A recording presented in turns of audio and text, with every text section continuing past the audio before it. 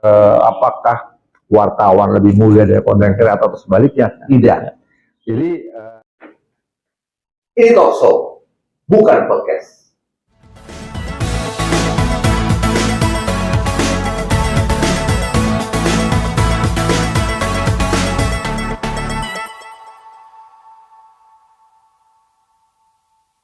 Oke. Terima kasih Mas Rosso sudah bisa menyempatkan waktu untuk bincang santai bersama AJV.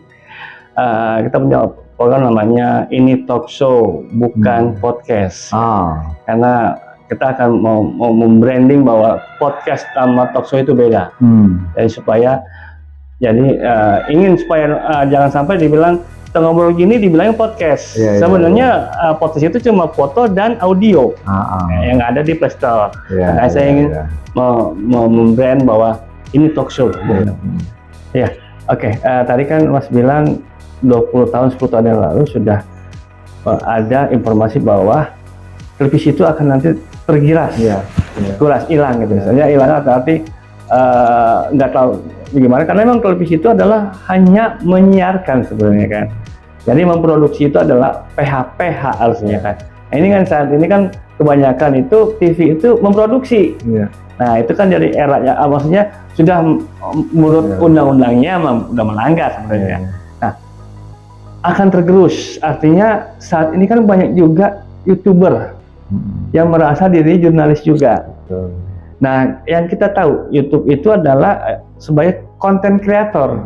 Nah content creator itu ada yang nge-vlog, ada yang kuliner, ada yang pariwisata. Nah, ini ada yang masuk di dunianya jurnalis, Mas. Nah, menurut pandangan Mas sendiri seperti apa sih? Karena kan saat ini mereka itu masih dianggap bahwa lu bukan jurnalis. Menurut pandangan Mas Oso sendiri, apakah iya, apakah tidak gitu, Mas? Ini jawabannya mungkin bisa beda kalau Bung Lolo nanya kepada pengurus organisasi wartawan, ini pribadi aja, ini pribadi. Kepada saya mengatakan itu nggak ada pengaruh dan nggak ada penting-pentingnya, karena buat saya sebenarnya yang harus dilihat sekarang concern kepada semua pihak adalah apa yang secara faktual ada di hadapan kita. Menjadi ironi ketika seorang public figure dia tidak lagi muncul di televisi dan menerima bayaran, tapi dia bisa membayar televisi itu dengan blocking time dan dia yang bayar. Artinya pada person artis seperti ini, content creator seperti ini, penghasilan dia lebih banyak daripada suatu iklan yang bisa dihasilkan oleh stasiun televisi. Nah, itu terjadi loh. Katakanlah seorang Raffi Ahmad, seorang Baim, segala macam, dia bisa blocking time televisi, dia bisa bikin konten apapun di situ, dia bayar. Dia bayar. Ini udah anomali, udah kebolak-balik. Di mana dulu dia bayar, sekarang dia bisa bayar. Jadi sekarang kalau bicara seperti itu, udahlah. Kalau jangan dikotomikan, jurnalis harus begini. Kalau konten kreator udah nggak penting. Perdebatan tentang itu nggak penting. Karena saya lihat, yang mengatakan bahwa konten kreator atau YouTuber bukan jurnalis karena dikatakan jurnalis harus punya syarat, bisa nulis, bisa investigasi, punya pertanggungjawaban moral atas hukum positif gitu hasil karyanya itu. Sedangkan konten YouTuber dia heavy-nya lebih ke industri. Biasanya untuk entertainment. Nah, dikotomi seperti itu menurut saya udah nggak penting sama sekali. Karena intinya adalah kalau sekarang itu adalah bagaimana kamu bisa survive.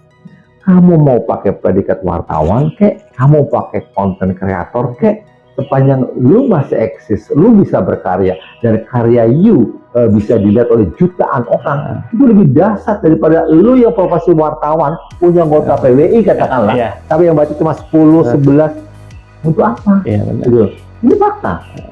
Saya sampai sekarang masih menggeluti dunia jurnalistik. Saya punya media online, di mana saya bisa ngelihat, wah gila ini si A bukan wartawan, tapi dia bikin konten gitu loh, itu bisa jutaan yang menonton. Anak buah saya wartawan, anggota PWI, yang baca cuma puluhan ratusan. Dalam hal itu aja sudah sebenarnya nggak ada apa isinya, jadi nggak bisa lo bandingin kalau sekarang itu apakah wartawan lebih mulia dari konten kreator atau sebaliknya, tidak. Jadi yang masih mau berkutat dengan profesi silahkan. Jadi pokoknya wartawan harus begini, konten kreator begini, atau konten kreator harus nuntut hak supaya bisa diakui sebagai jurnalis, whatever. Saya nggak pernah ambil pusing yang begitu, Mas Allah. Itu domainnya silakan, karena ada PWI, ada AJI, ada asosiasi jurnalis lainnya. Sejak reformasi sudah bebas. Organisasi pers tidak hanya PWI, bisa apa saja, gitu loh. Jadi yang penting sekarang sebenarnya adalah bagaimana seorang content creator atau jurnalis sekalipun yang mampu melahirkan sebuah karya yang fenomenal. Apa tuh indikasinya? Dibaca orang banyak, bisa mempengaruhi orang banyak, itu fenomenal. Kalau lo hanya content creator yang karya lo hanya dilihat sekian liter orang dan dia belum bisa mempengaruhi orang sekitar, buat saya nggak ada artinya. Buat saya belum. Sama juga, lo gue kasih kartu wartawan resmi deh, lo kerja di media, gue punya kartu PWI katakanlah. Kalau karya lo itu cuma begitu-begitu aja dan nggak dibaca oleh banyak orang, untuk apa juga? Jadi buat saya sekarang itu di era sekarang, menurut saya orang lihat siapa lo, dari karya lo, siapa lo nih? Lebih kepada itu menurut saya. Karena mungkin agak panjang dikit, sorry apa. Sekarang ini boleh konfirmasi. Akan menarik kalau lo temuin orang biro iklan. Temuin biro iklan. Kan banyak tuh biro iklan. Iya. Biro iklan itu satu lembaga yang biasanya merupakan penyedia jasa kepada korporat besar untuk placement advertising, ya. Iya. Dia agensi iklan. Lu tanya berapa persen televisi, berapa persen media cetak, berapa persen media online, dan berapa persen kepada influencer. Iya, influencer itu. Jangan salah. Ini bisa terbesar influencer. Ya. Kebayang nggak? Jadi porsi iklan di mana bisnis berputar itu tidak melulu jatuh kepada orang yang punya koran, orang yang punya online, orang yang punya YouTube. Enggak. Lo pribadi kalau punya konten viewernya jutaan, saya akan datang ke lo, gue pasang iklan lo tempat lo berapa? Pasti begitu sekarang itu. Itu fakta sekarang itu. Gitu loh. Oke. Terima kasih Mas sudah memberikan wejangan, memberikan pandangan bagaimana seorang jurnalis itu harus punya kredibilitas dan produktivitasnya mesti dikuatkan lagi ya. Ada nggak sih pesan khusus buat Mas Rosso untuk para yang baru nih ya, artinya mereka yang sudah 1 tahun lah, jangan yang baru datang, bukan yang setahun 2 tahun yang masih saat ini masih kurang untuk menginginkan mendapatkan berita yang artinya yang tadi bisa booming gitu. Dalam arti ini ada berita, lo harus datang tanpa orang lain pun lo harus datang, karena ini adalah momen buat lo untuk mendapatkan suatu berita yang akan boom. Nah, Mas Rosso punya itu nggak sih pesan khusus buat orang-orang yang Gen Z yang maksudnya orang baru lah, artinya yang merasa ingin menjadi wartawan, agar kau tuh harus seperti apa harusnya yang harus kamu perhatikan sebagai wartawan? Iya, kan sebenarnya kalau ini personal pribadinya aja. Ya, kalau saya pribadi dulu kan berangkat menjadi wartawan di zaman dulu loh, itu ada buku yang sangat terkenal, judulnya Seandainya Saya Wartawan Tempo. Oh itu ya. Itu betul majalah Tempo. Itu betul-betul kayak guidance. Itu kayak apa ya? Saya nggak bisa mengatakan terlalu lebih kalau saya itu kitab ya. Tapi itu betul-betul pegangan yang luar biasa. Karena itu menjelaskan dengan sangat detail bagaimana cara wartawan Tempo bekerja. Dan itu ada unsur investigatif, ada unsur liputan yang lengkap gitu ya, cover both side, bahkan cover many sides gitu ya. Dan sekarang kalau kita bicara era yang sekarang, saya kok nggak punya saran kecuali adalah tetap mengupdate ya. Jadi kayak sekarang umumnya eranya udah era digital, tapi era zaman sebelumnya, contoh ya, kembali kepada saya pribadi, saya pernah punya satu era di mana saya mewajibkan diri saya seminggu minimal 1 buku. Gitu ya. Betul ya.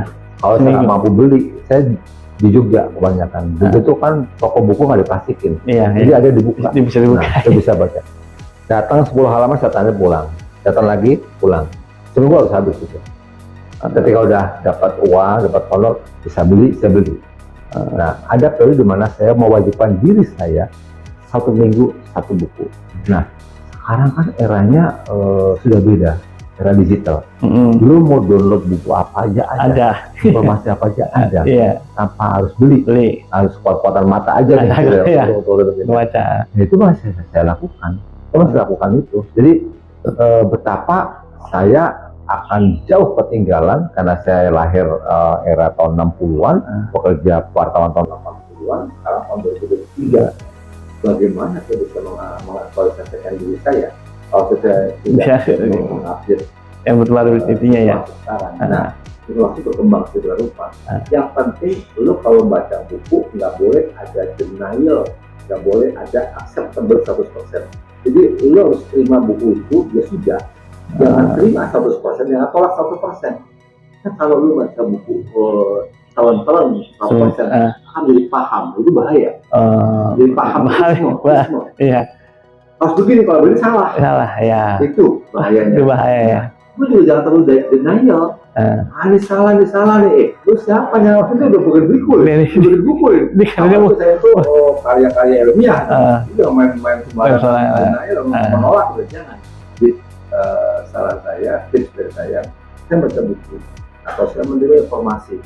Saya ambangkan, terima 50, tolak 50 katakanlah. Seimbang ya. Artinya sebagai informasi, lu pernah mendengar informasi seperti ini? Udah, cukup. Lu nggak harus memasukkan ke dalam pikiran hati kamu sebagai sebuah keyakinan. Karena kalau gue baca buku, gue jatuh cinta, gue resapi. Wah, jadi pemahaman. Besok gue terima ilmu yang sengaja ya. Sama lagi. Jurnalistik, tentang sosialis, tentang kapitalis, paham lain. Itu pasti saya sekolah semua nih. Ya karena saya udah gitu. Kalau nggak salah. Tapi kan saya nggak mungkin maju. Karena ternyata harus realistis ya. Oke, siap.